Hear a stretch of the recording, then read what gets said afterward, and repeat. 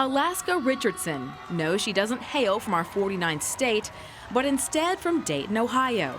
And when she first came to West Virginia, it didn't matter if she was 2,000 miles or 200 miles from home. She missed her family. I wanted to get away from home, but then once I did get away, it was kind of like a culture shock. So I was just kind of like, oh, wait, maybe I should go back home for a little while. And I would always call my mom and my dad, and they would just keep telling me, you can do this. And after a while, I just kept telling myself, I'm here for a reason. I just, I got into the groove like, hey, this is where I was meant to be. They wouldn't bring me here if they didn't see the potential. And so I was like, okay, well, I can do this. I just need to keep pushing. I need to keep fighting because I knew I was stronger than what I was. It was all mental. It was all in my head. So as soon as I got the negativity out, it was bound to come out.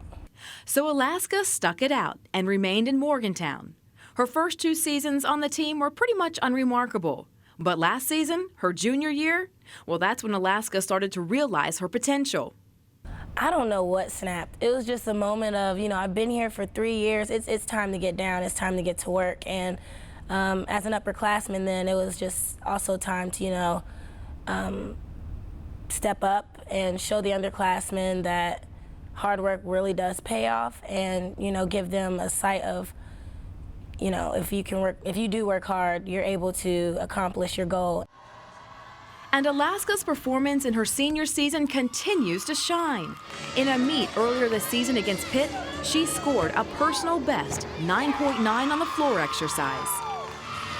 After coming in, preseason, working really hard, and then when season comes around and you're able to display all that hard work you put in and that score, it's, like I said, a mission accomplished. It's a big pat on the back, just like, okay, this is easy, this is great. All that hard work was, it was worth it. It's evident that Alaska isn't afraid of the hard work she puts in every day. But it isn't all serious with her. This girl really has a lot of fun as well. I've been told I have a really strong personality. I'm kind of goofy and crazy, so I'm able to get out there and unleash it for the audience to see. Like, I always find like a couple people out in the crowd and like eye contact, and then I love to see when they look away at their friend like, oh, did you see she looked at me? And it just makes me laugh. And I think too it takes my mind off of the skills, because I may not show it, but there might be like a meet or so where I'm like, okay, I'm a little nervous for this pass, but it takes my mind off of it because, like I said, this sport is 90% mental and 10% physical. If you believe you can do it, you can. And with me, if I take my mind off of it completely, then I just let my body do the work. And that homesickness, well, one cure was to bring home to Alaska's meets. When the Mountaineers take the floor, Alaska's family is right there in the stands.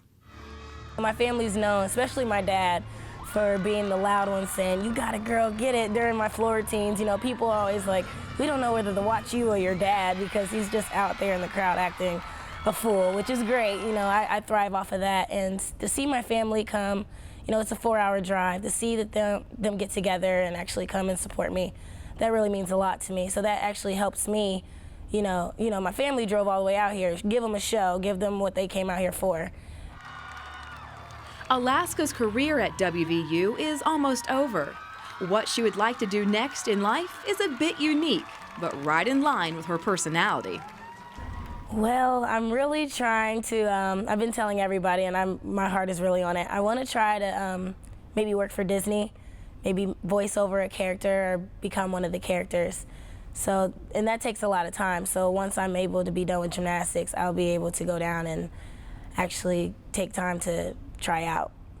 Because I think my personality and I just always wanted to be that kind of person. So, I mean, I'm 22 years old and I still watch cartoons to this day. I really don't care. I don't know. It's just always been me.